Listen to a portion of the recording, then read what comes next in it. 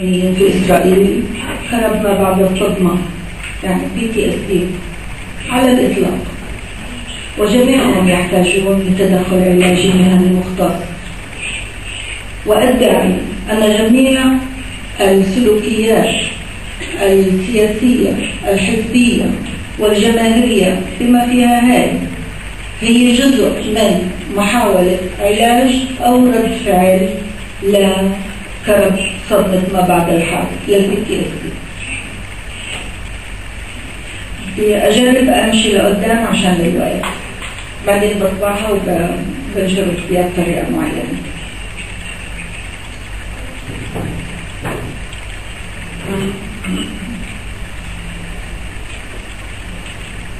بدي أجرب أحكي عن الحرب من 48 لحد اليوم. الفلسطينيين مواطني إسرائيل عاشوا 10 حروبات متواصلة. البداية كانت 48 أدت لفقدان بين 8000 ل 15000 نسمة. لحد اليوم كوننا ما فيش عنا عدد ثابت، يعني أو بالعدد وبين ضعفه، هذا عشان نفي الإسرائيليين للرواية الفلسطينية اللي هذا كمان فيه رد فعل قادم. أدت لتشتيت العائلات بين الدول العربية والعالم، أدت لفقدان مفهوم البيت يعني الأمان. وعشان هيك كل قضايا هدم البيوت هي يعني فيها رد فعل جماعي مش رد فعل فردي.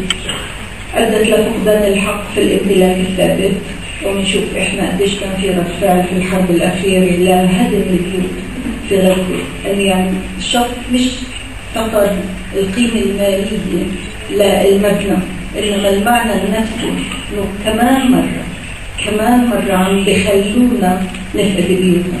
נוצר בעיקר באזורי חיכוך, כמו שזה נקרא, בין אוכלוסיות יהודיות ופלסטיניות, פלסטיניות ישראליות או פלסטיניות בירושלים,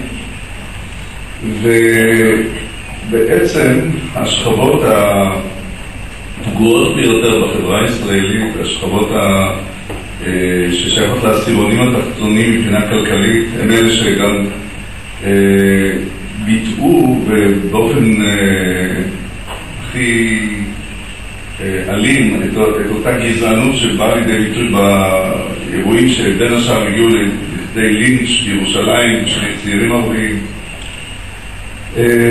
וכאן דובר קודם על תופעת הדיסוננס, כאשר בעצם מי שהוא הכי פגוע הופך לפוגע ביותר. אני חושב שהגיע הזמן להבין שלא יכול שינוי בחברה הישראלית, לא יכול שינוי בממשל.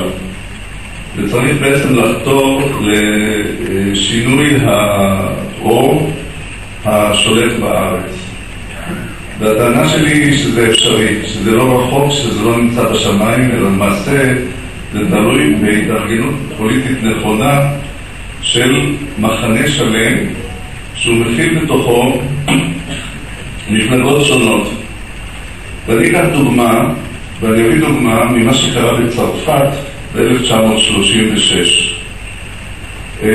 זו הייתה תקופה באירופה שהפשיזם ניצח ועלה.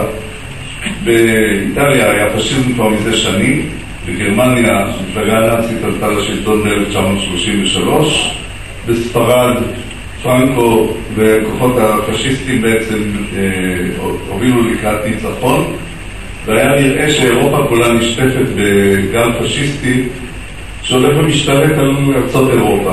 בצרפת עצמה היה גוף ימני קיצוני, החזית הלאומית, הפרונט נציונל, שאיים בעצם לזכות ברוב בבחירות שהיו אמורות להיערך ב-1936, והתמונה הייתה שצרפת תיפול גם כן כפרי בשל לידי בעצם שלטון פשיסטי ימני. ואז קרה דבר בצרפת,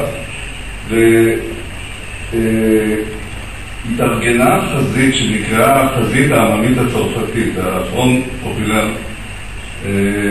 נציונל, החזית העממית הלאומית, שהייתה מורכבת מהמפלגה הקומוניסטית הצרפתית, מהמפלגה הסוציאליסטית,